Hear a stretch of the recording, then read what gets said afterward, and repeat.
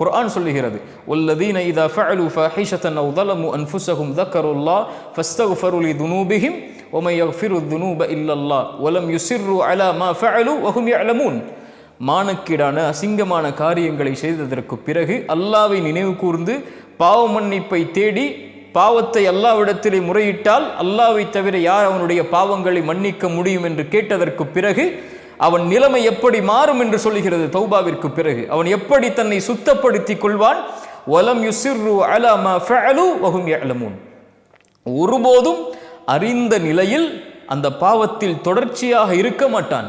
இல்லல்லதீன தாபு மின் பஅதி ذلك வஅஸ்லஹு ஃபஇன்னல்லாஹ கஃபூருர் ரஹீம். குர்ஆன் சொல்லுகிறது, தௌபா செய்ததற்கு பிறகு அதற்கு பிறகு தன்னை சீர்படுத்திக் கொண்டு தன்னை நேராக்கிக் கொண்டு தன் உள்ளத்தை சுத்தப்படுத்திக் கொண்டு யார் அல்லாஹ்வை நோக்கி வருகிறார்களோ அவர்களுடைய பாவத்தை அல்லாஹ் மன்னிப்பான்.